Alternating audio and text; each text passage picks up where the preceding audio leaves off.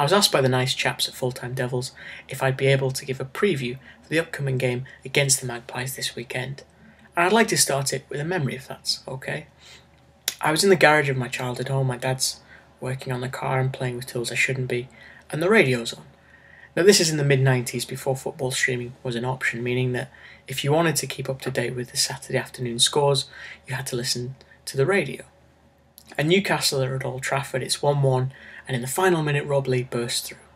And in the way that only radio can give you that mixture of excitement and uncertainty, we're wondering, is he going to score, is he going to miss, is he going to try and lob him, go around him?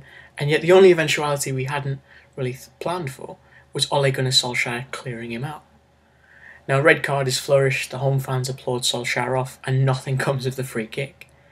Now, fast forward some 17, 18 years, and I'm actually on the train coming back up to Durham to do a Sunderland game when this reverse fixture occurred. And it shows you just how much technology has advanced from then, that I was now able to watch the game on a smartphone. Now, admittedly, it was buffering and it was patchy, so I didn't get to see Johan Gabai's goal in full. I saw him strike the ball and then I saw him celebrate, but it was still a fantastic moment because it had been some 30 or 40 years, as I said, since Newcastle had won at Old Trafford. And yet the fact that they arrived there with such confidence that they could cause that upset, that they'd been buoyed by the successes of others, kind of indicated to me just how difficult a season it's been for Manchester United, that opponents perhaps aren't as scared as they once were.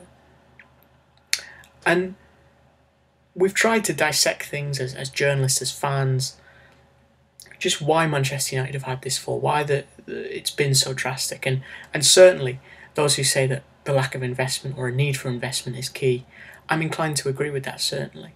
The £200 million figure, it seems like a more than fair sum in terms of getting them back up to having the quality that's needed to win the Premier League and challenge in Europe, as they have done for most of my lifetime. But I'm also inclined to then take it back to that game in the mid-90s.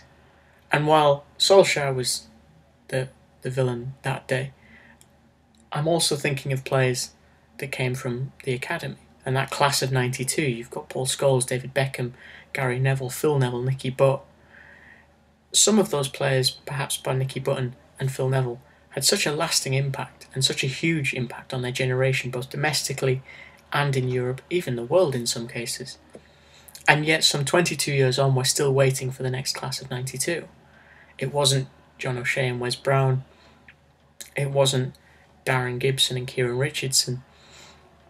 And unfortunately, I'm inclined to think that the class of 92, or the next class of 92, has already escaped through the doors at Manchester United. We look at Ravel Morrison, this talented genius, a man that Sir Alex Ferguson told Sam Allardyce if he could calm him down, he would have a genius on his hands.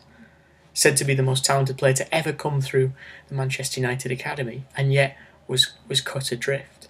More recently, Mats Muller-Dali, who scored for Cardiff at the weekend. Ole Solskjaer, who coached him at Molde previously, said he reminded him of Paul Scholes in the way he dictated the tempo of a game, and was so confident in his ability.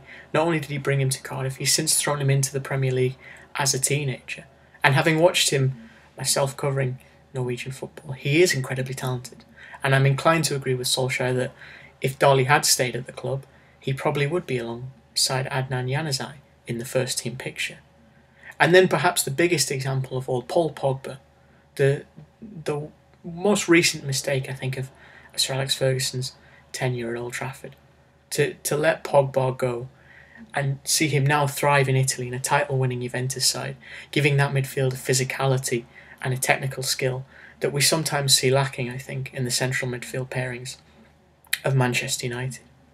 And so I think, certainly, it's not enough for this season to truly depress Manchester United fans. I think we both know you'll return to that top place once again.